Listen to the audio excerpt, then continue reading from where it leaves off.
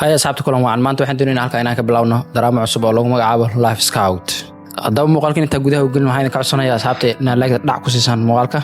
haddaan nagu cusubtaan subscribe ay noo saarto haddaan nolol horno joogta aad ay u mahadsan tahay. Sheekada filimkan waxay ku bilaabanaysaa gabadhan la yiraahdo Kan Ji Yoon. waxayna madax ka tahay shirkad raadisa shaqaale xirfadlayaal ah oo raadisa kambaniyada kale. shaqadeedana aad ay ugu wacan tahay si fiican ay ugu soo baxdaa laakiin waxay ku qaldoontaa mar walba gawaarida dadka kale iyadoo u malaysa shirkadda gaarigeeda. xafiiskeedana aad ay u soo dhaxayacsan yahay. waxayna saaxiibteed Simi ku eedeynaysaa in ayna u keenin xoghaye ku habboon shaqadan. halka Simi ay ku andacoonayso xoghaye walba ay soo shaqaaleysiiso inuu shaqada iska casilayo sababtoo ayna tahay dabeecaddeeda in uu adkeysan karin. waqti xadarkan booskan cid soo codsatay inay jirin. markaan macmiil ayaa Kan Ji Yoon ka codsanayo inuu ku shaqaaleysiiyo injineer mobilada Yan Ho Jin la yiraahdo kaas oo shirkadda u shaqeynayo waqti xadarkan sidii ku habbooneed ula dhaqmaynin. Kan Ji Yoon ayaana u geynayso dalab aad u wacan kana fiican kan shirkadda u shaqeynayo waqti xadarkan. waa ka soo fikiray ay ku leeyahay isla markii ay asigoo feelasha ka qaadan rabo ayaa waxa goobta soo gaarayo Yun Ho oo ah maamulaha qaybta shaqaaleysiinta shirkadda Yan Ho Jin oo ku shaqeynayay. isla markaasna wuxuu ku codsanayaa in isgooniyo wada hadlaan. Yan Ho Jin oo markaan doonayn doodooda inuu dhax istaago ayaa ka marmarsi raadsanaya kadibna goobta isaga cararayo. Kan Ji Yoon ayaa isla markaas Yun Ho waxay ku eedeynaysaa inuu ka dambeeyay qorshaheeda inuu fashay balse Yun Ho ayaa kula talinayo inay tanaasusho. markaan waxaan arkaynaa iyagoo buurta iskala deganayo meel wada mugdi ku socdaan. Kan Ji Yoon oo taleefankeeda iftiinsanaysa ayaa taleefanka bateri ka dhacayo kana damayo kadibna Yun Ho ayaa caawinayo oo nalka u iftiinayo. markay ka soo degaan buurta ayaa Kan Ji Yoon waxay Yun Ho u sheegaysaa inay kulankooda khalad ahaa ayna rajeynayso dib inay u kulmeen maadaama kambaniga uu Yun Ho u xilsaaray si walba ku qaadato Yan Ho Jin kambaniga uu ka tagin. dadaal dheer oo arrinkan ku bixiyay markaan Yan Ho Jin ayuu wuxuu keenayaa xaflad shaqaalaha kambaniga ay lahaayeen kadibna wuxuu u dhiibayaa mobilkii ugu horreeyay disaanka ay soo saareen si uu xasuusiyo waqtiga dheer ay kambanigan geliyeen. inkastoo xasuus oo galay Yan Ho Jin weli ma go'aansan inuu kambaniga sii joogo. Kan Ji Yoon weli ma ayna sabrin weyna imaanaysaa waxayna halkan ka ogaanaysaa inuu u socdo markaan ciyaar ku badeed oo wiilkiisa uu leeyahay. kadibna waxay soo bandhigaysaa inay lafti siinayso ee halkan ay geynayso wayna soo wadaysaa. laakiin Yun Ho ay shaqada ugu soo horreeyay wiilka iyo kooxdiisa waxay u baahan yihiin ayuun hore ugu caawiyay si uu ugu guuleysto Kan Ji Yoon. Yan Ho Jin markaan wuxuu go'aansanayaa inuu kambaniga iska joogo halka Kan Ji Yoon ofarkeeda iska diidayo. Kan Ji Yoon ay markaa iyadoo xanaaqsan iska tagaysaa goobta. Yun Ho markaa wuxuu ka qayb galayaa xaflad ay dhigtaan shaqaalaha ayagoo u dabaaldegaya guusha ay gaareen. kadibna madaxa HR-ka ayaa imaanaya goobta soo gaarayo wuxuuna bilaabayaa inuu goobta ka sheego Yun Ho inuu waxba guul soo haynin ee guusha ay u tal tiimka. ninkan aad ayuu u neceb yahay Yun Ho. Yun Ho markaan iska dhigaya inuu waxba u arkin waxyaabaha uu sheegay ninkan ayaa bilaabaya inuu cabitaan u shubo laakiin cabitaanka uu shubo ayuu halka iska dhigaya kadibna midka ku xiga ayuu ku leeyahay inuu shub. haddaba maxaa keenay nacayb heerkan la eg inuu necbaado ninkan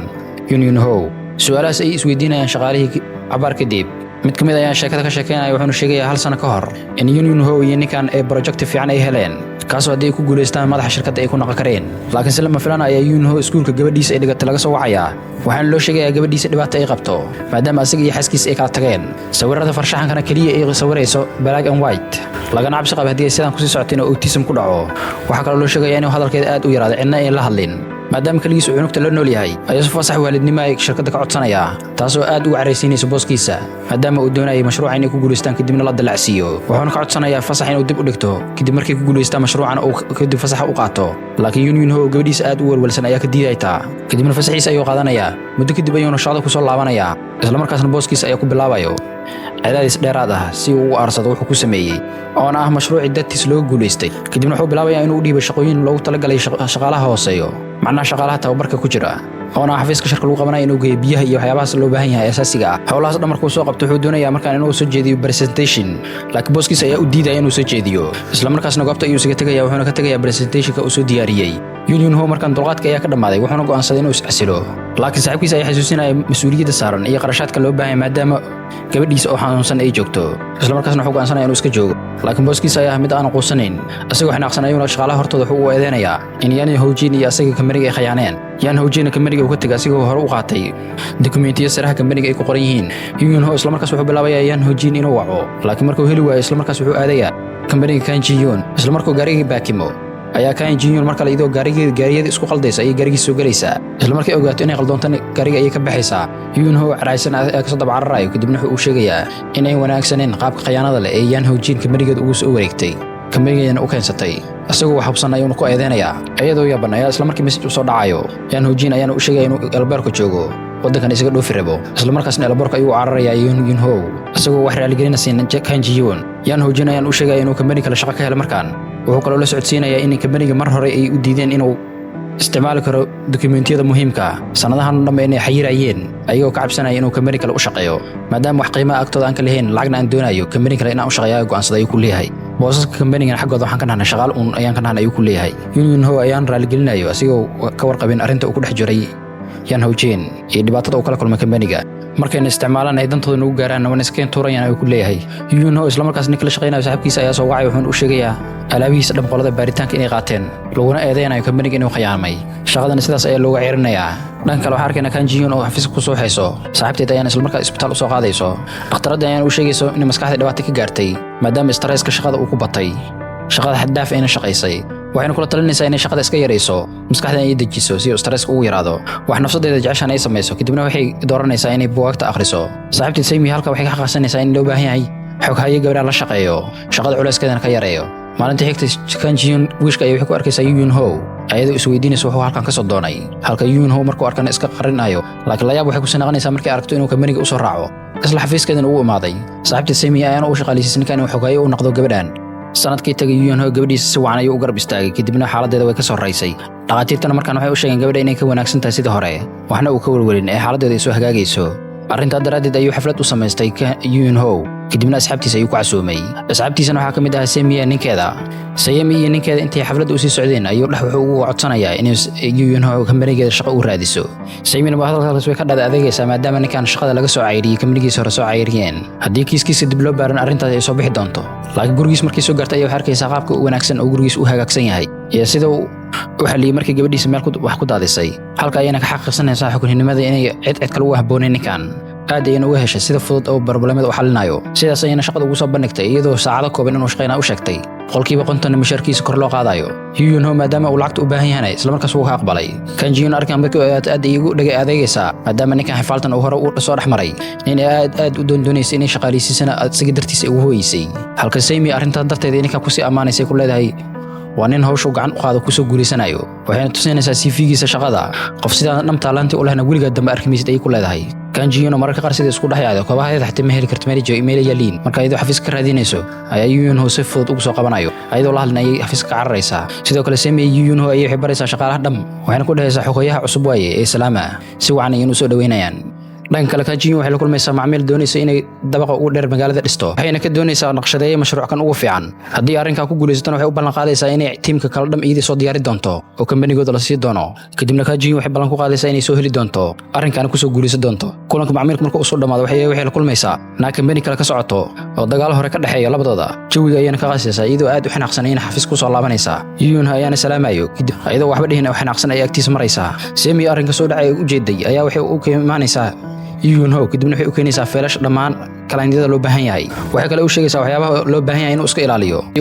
si uu Kang Ji kalsoonideeda u kasbado ayuu wuxuu sameynayaa xafiiskeeda ay si wacan u hagaajinayaa maadaama uu khibrad ku leeyahay dhankaas kadibna sabuurada ayuu wuxuu u dhajinayaa dhammaan ballamaha ay leedahay wuxuuna rajaynayaa Kang Ji markay timaado inay ku farxayso arrinkan laakiin markay timaado feelash ay tuuraysaa goobta ay isaga tagaysaa iyadoo waxba dhihin kadibna asigoo yaabanaya Sammy u imaanaysa kadibna waxay u sheegaysaa warqadaha inuu isku dhajiyo si 45 digrii camal ah maadaama Kang Ji noocaas ay jeceshahay waxay kale u tilmaamaysaa koofiga ay gabadhan jeceshahay meesha uu ka dooni lahaa waxayna ugu digaysaa inuu kuleel naqan qabowna u naqan dhexdhexaad u marba u ahaado kadibna saf dheer oo galo kadib koofiga ayuu soo qaadaya wuuna keenayaa marka uu keeno hal mar ayay ka boonaysaa maadaama sidii rabtay inay yihiin meesha ayay isaga tuuraysaa Yoon Ho waxba u arki maayo arrinkaas kadibna wuxuu arkayaa in Kang Ji xafiiska dhexdiisa dhowr mar ay ku dhaawamayso ay madax meel ku dhufsanayso mar lugaha ay ku dhufsanayso taxdirkeedana aad uu yar yahay dhanka kale Kang Ji waxay ogaanaysaa in Yoon Ho dhammaan shaqaalaha u kasbaday maadaama printiga laabaxtay gacantiisa ugu sameeyay naqshada xafiiska dham uu bedelay geedihii meesha yilaxtay kuwa cusub ay ku soo bedelaya sidoo kale kafayga jecleed sidii uu rabtay ayuu u keenayaa taa ay aad ugu helayso markaan inkastoo xariiq ay xaqiiqsato markaan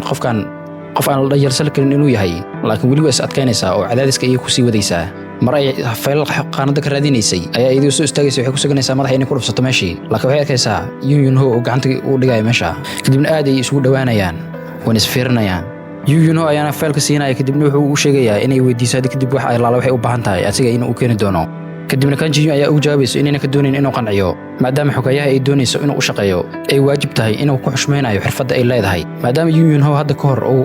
kanji ku weeraray in ay xirfadeeda aad u hooseyso isla markaasna raaligelin ayuu ka bixinayaa wuxuu hore u sameeyay wuxuuna ka codsanayaa inay jaanis labaad siiso oo ah waajibaadka xoghayanimada inuu kasoo bixi karo in kale kanjiyuna markaa waxay go'aansanaysaa resifigiis inay dib ugu noqoto waxayna halkaa ka ogaanaysaa inuu hal sano oo gabadhiis u qaatay oo waalidnimada ah fasax ah heerka mas'uulnimadiisana inay heer sare tahay halkaa ka ogaanaysaa kadibna wada shaqayntooda sidii la rabay ayay noqonaysaa oo way isfahmayaan Yoon markaa wuxuu bilaabayaa miiska hoostiisa markay dokumentiyada ku habeynayso inuu gacantiisa ugu dhigo si ay madaxa ugu dhufsan ugu dambeyn geesayo wax jilcan ugu xirxirayaa si lacag haday ugu dhufsato xataa wax dhib ay ka goysanin Yoon mar walba iskuulka wuxuu ku soo qaaday gabadhiisa iyo wiil kale asigoo caawinayo wiilka hooyadiisa oo single mother ah maadaama iyada lafteeda ay caawiso oo gabadhiisa mararka qaar ay u hayso wiilka hooyadiisna Yoon aad ay ugu heshay waxaan halkaan ka arkaynaa iyadoo meel ka daawanayso asigoo la ciyaaraya carruurta waxayna rajaynaysaa family dhab inay maalmaha kamid ay noqdaan halka kanji oo gurigeeda soo gaaraysa arkayno nolosheeda da fiirina waa nolol kelinimo ah oo aad u liidata stress far badan oo ka muuqdo xataa nalka ma ay shida karto Semi ayaan message u soo dirayso kadibna xasuus ay galaysaa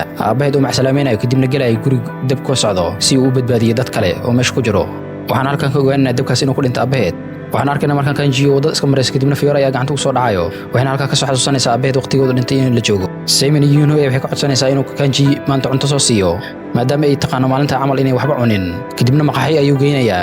isla goobtaas waxay ku diinaysaa sababtoo hal sano u qaatay oo fasax ah wuxuu sheegayaa kaliya in ay ahayd balan uu ka qaaday gabadhiisa inuu dalkiisa ayaana soo xasuusinayo ballamihii aabaheed uu ka qaadi jiray oo oofin maadaama uu ka dhintay ballan inta uu ka qaaday isla markaasna iyadoo waxba cunay maqaadi ka cararaysaa xafiiska inay toos u imaanaysaa Yoon soo daba raacaya kadibna cunto iyo biyo ayuu u keenayaa iyo daawadeeda isla markaasna biyo ayay meesha ku daadinaysaa isla markaasna intee xanaaqday waxay ku leedahay ma doonayo xoghayo nolosheeda khaaska soo dhex galo waxaan doonayaa mid amarkayga qaato shaqadiisana ku ekaado markaan agtay falta ka dhaxeeyay waxay isku dayaysaa in macaamiisheeda mid kamid ay ka xaddo halka kanji iyadoo xanaaqsan ay meesha u maanayso kadibna naagta ayaa ku eedeynaysa dareemaheeda inay control karin sida aawadeedana hadda kor qof ay u dhimatay dareemaheeda inay control darteed kadibna xasuus ay galaysaa khiyaanadii la khiyaanay iyo eedii dhimashada dusha laga saaray iyada xasuus aad u xun ayay galaysaa isla markii iyadoo dhici rabto ayay waxay gacanta u taaganaysaa Yoon oo soo cararaya xaggeeda kadibna intay dhicin ayuu qabanayaa haddaba qaybtan halkan ayaynu joogaysaa si ay ula socoto qaybta kale fadlan isku hubi channelka inuu subscribe ku saaran yahay kamaleelkana uu ku furan yahay aad baa u mahadsantahay asxaabta waa inoo kulan dambe iyo qaybta xigta